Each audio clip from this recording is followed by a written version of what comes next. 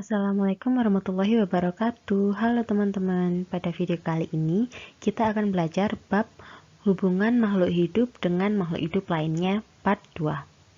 Buat kalian yang belum paham materi ini, yuk kita simak bareng videonya sampai akhir. Di sekeliling kita banyak bentuk yang saling kebergantungan antara manusia, hewan, dan tumbuhan, juga dengan komponen tak hidup lainnya. Dalam hal ini, hubungan antar makhluk hidup dibedakan menjadi dua, yaitu hubungan dengan lingkungan atau ekosistemnya maupun hubungan dengan makhluk hidup yang lain. Nah, pengertian dengan hubungan antara makhluk hidup dengan lingkungan atau ekosistemnya yaitu suatu sistem yang terbentuk oleh hubungan timbal balik antara makhluk hidup dengan lingkungannya. Dalam hal ini, hubungan dengan lingkungan dibagi menjadi dua, yaitu komponen biotik atau komponen hidup maupun komponen abiotik atau komponen tidak hidup yang akan kita bahas di slide selanjutnya. Yang kedua yaitu dengan makhluk hidup lainnya, yaitu sistem yang terbentuk oleh hubungan timbal balik antara makhluk hidup dengan makhluk hidup yang lainnya. Dalam hal ini, hubungan dengan makhluk hidup lainnya dibagi menjadi 4, yaitu persaingan, pemangsaan, kerjasama atau simbiosis, dan antibiosis. Nah, untuk yang hubungan antara makhluk hidup dengan makhluk hidup lainnya akan dibahas di part kedua. Yang pertama yaitu persaingan atau kompetisi. Kompetisi yaitu persaingan antara makhluk hidup dalam mendapatkan makanan, pasangan hidup, wilayah kekuasaan untuk hidup. Contohnya yaitu pepohonan yang tinggi di hutan-hutan yang lebat biasanya mendapatkan sinar matahari yang lebih banyak dibanding tumbuhan yang lebih kecil ataupun yang pendek. Contoh lainnya yaitu manusia mengambil alih tempat yang sebelumnya dihuni oleh para hewan, seperti menebangi hutan untuk memenuhi kebutuhan akan tempat tinggalnya. Yang kedua yaitu predasi. Predasi adalah hubungan antara makhluk hidup pemangsa dengan makhluk hidup yang dimangsa.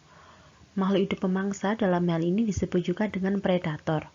Contohnya seperti gambar yaitu singa yang memangsa zebra. Yang ketiga yaitu simbiosis. Simbiosis adalah hubungan ataupun interaksi antara dua organisme makhluk hidup yang berbeda. Interaksi tersebut contohnya antara manusia dengan hewan, manusia dengan tumbuhan, atau hewan dengan tumbuhan.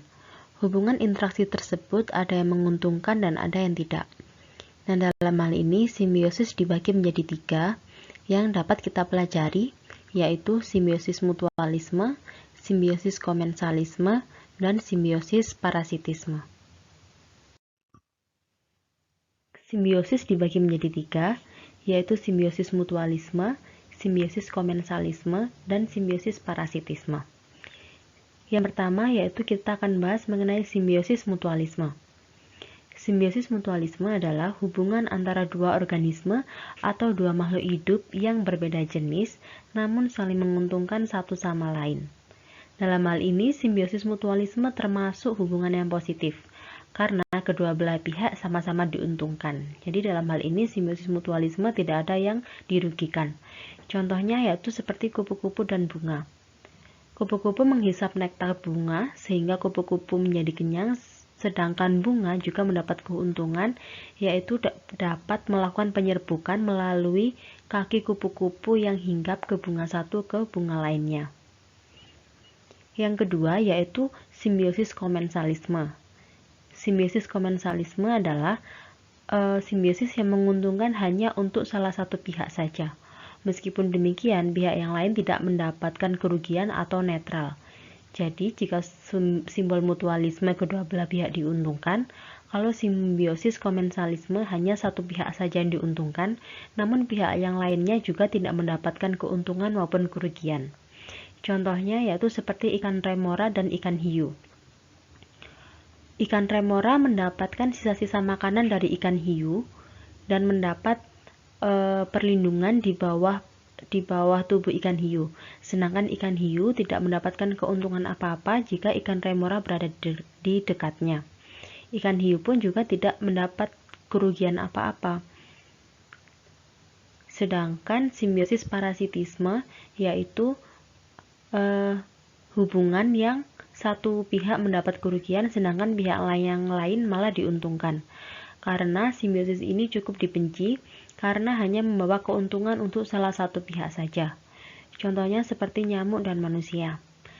Nyamuk menghisap darah manusia sehingga nyamuk menjadi kenyang, sedangkan manusia mendapatkan kerugian karena merasakan gatal akibat gigitan nyamuk, maupun manusia juga bisa merasakan sakit karena gigitan nyamuk tersebut.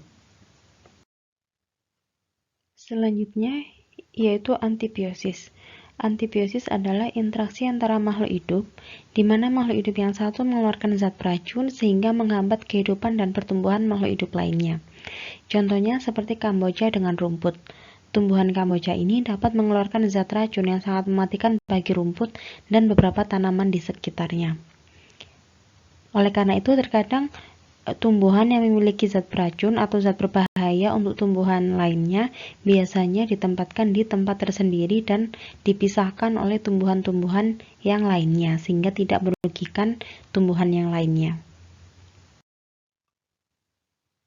Sekian video pembelajaran kali ini. Terima kasih untuk teman-teman yang sudah menonton. Semoga ilmunya bermanfaat ya. Jangan lupa tonton video kita yang lain. Wassalamualaikum warahmatullahi wabarakatuh.